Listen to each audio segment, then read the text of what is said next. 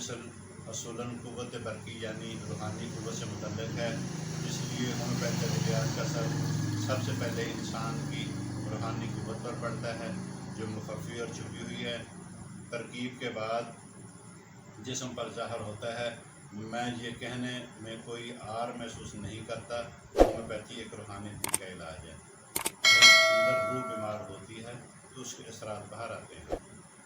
उसकी मिसाल है कि इंसान जब दुनिया से चला जाता है, फौत हो जाता है, उसके बाद कोई तकलीफ़ होती है, उसको कोई नहीं होती। जब तक ज़िंदा है उसकी रूह के अंदर की बीमारियाँ हैं, रूहानी बीमारियाँ। रूहानी बीमारियाँ ज़ाहिर करती हैं जैसे हमारा जिस्म है, जिस्म के अज़ा हैं, इसी तरह रूह के भी अज़ा हैं।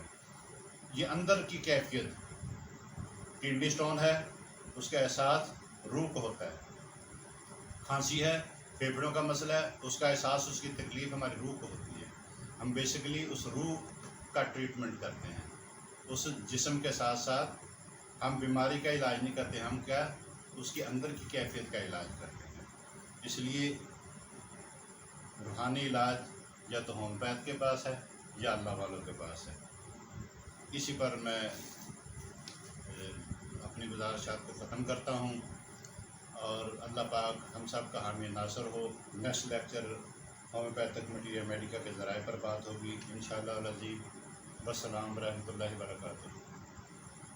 ये वीडियो आपके लिए हेल्पफुल रही है तो हमारे चैनल को सब्सक्राइब कर लें और वीडियो को लाइक भी कर दें ताकि हमें इस जैसी और वीडियो बनाने के लिए मोटिवेशन मिल सके।